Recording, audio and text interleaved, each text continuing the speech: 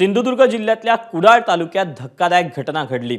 चेनवण गावातील नाईकनगरमध्ये सिद्धिविनायक उर्फ पक्या अंकुश बिडवलकर याचं 2 वर्षापूर्वी अपहरण करून त्याची हत्या करण्यात आल्याची धक्कादायक घटना उघडकीस आली। 2023 मध्ये सिद्धिविनायक याचं अपहरण करण्यात आलं होतं। सिद्धिविनायक बिडवलकर यांना संशयित आरोपी अमोल शिरसाट याच्या घरात लाथाबुक्क्यांनी मारहाण करण्यात आली होती आणि यातच त्याचा मृत्यू झाला।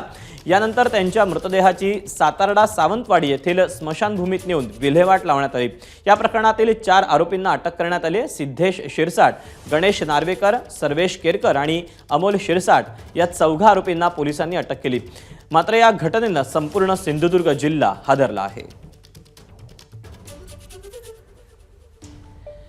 या प्रकरणावर पोलिसांनी काय माहिती दिली अधिकची आपण जाणून घेऊया। सदर आरोपींनी या युवकाला अपहृत युवकाला कुडाळमध्ये आणून त्याच्यासोबत आर्थिक कारणावरून मारहाण केली आणि त्यामध्ये त्याचा मृत्यू झाला। नंतर या आरोपींनी कट रचून त्याचा प्रेत सातारा येथील एक स्मशानभूमीमध्ये जाळला आणि त्याचे जे काही रिमेन्स होते ते एक तेरेखोल नदीमध्ये प्रवाहित केले। असा कट रचून त्याचा पुरावा नष्ट करण्याचा प्रयत्न केला। असे निष्पन्न झाल्याने या गुन्ह्यामध्ये भारतीय दंड संहिता कलम 302, 120 ब आणि 201 असे अधिकचे कलम यामध्ये समावेश करण्यात आलेले आहेत। या गुन्ह्याचा अधिक तपास निप्ती पोलीस ठाण्याचे सहाय्यक पोलीस निरीक्षक भीमसेन गायकवाड करीत आहेत। मसादोगचे सरपंच संतोष देशमुख हत्या प्रकरणाची पुनरावृत्ती सिंधुदुर्गात झाल्याचा आरोप माजी आमदार वैभव नाईक यांनी केला। सिद्धिविनायक बिडवलकरला संपवणाऱ्या सिद्धेश शिरसाटचा आका कोण असा सवालही वैभव नाईक यांनी उपस्थित केला। सिंधुदुर्ग जिल्ह्यामध्ये दहशतीची मोठी परिस्थिती निर्माण आणि कायदा सुव्यवस्थेचा पूर्णपणे बोजवारा उडलेला आहे। आपल्याला माहिती असेल की कुडाळमधील बिडवलकर नावाच्या तरुणाला लग्न करून फक्त 22,000 रुपये द्यायचा होता म्हणून शिंदे सेनेच्या एका प्रमुख पदाधिकाऱ्याने लग्न करून मारला आणि त्याचा मृत्यू त्यामध्ये झाला। खरं तर सिद्धेश शिरसाट आहे, त्याचे अनेक लोकांशी संबंध शिंदे गटाशी आहेत। त्याचे बॅनर कालपर्यंत होते। त्या सिद्धेश शिरसाटचा आका कोण हा प्रश्न आता सिंधुदुर्गवासियांना आहे। दरम्यान सिंधुदुर्गातली घटना ही बीडपेक्षाही गंभीर आहे। आतापर्यंत सिंधुदुर्गात 27 हत्या झाल्या तर त्यात आमच्या शिवसैनिकांच्याही हत्या झाल्यात असा आरोप संजय राऊतांनी केला। वाल्मिकी कराडच्या बीडच्या घटनेपेक्षाही संतोष देशमुख पेक्षाही भयंकर आहे। तुम्ही ते पहा।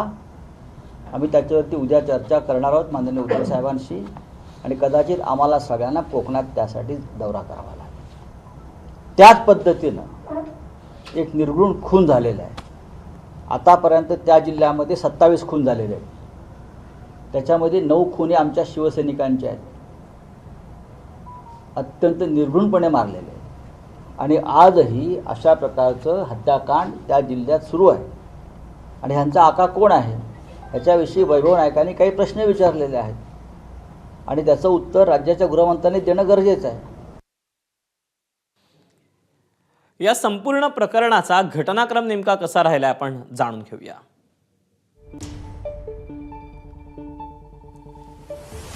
मार्च 2023 मध्ये सिद्धिविनायक उर्फ पक्या अर्थात प्रकाश बिडवलकर यांचं अपहरण करण्यात आलं आणि नातेवाईकांनी पोलिसांमध्ये तक्रार दिलेली होती।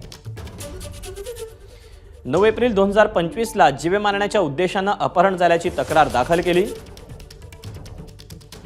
पक्या बिडवलकर कुडाळ तालुक्यात नाईकवाडी इथे आपल्या मुकबधीर मावशीकडे राहत होता। गोवा बनावटीची दारू अनधिकृत विकण्याच्या केसेस पक्यावर दाखल होत्या। या केस अंतर्गत 2 डिसेंबर 2023 ला न्यायालयातही तो हजर होता।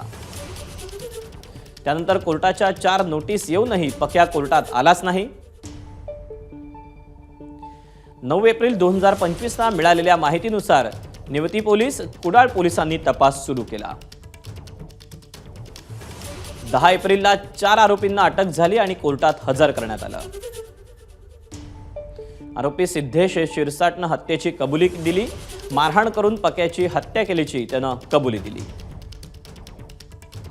मृत्यूनंतर पक्याचा मृतदेह सातारडा इथल्या जंगलातील स्मशानात जाळून त्याची राख केली आणि हाडं नदीत टाकल्याचं उघडकीस आलं। एबीपी माझा, उघडा डोळे बघा नीट।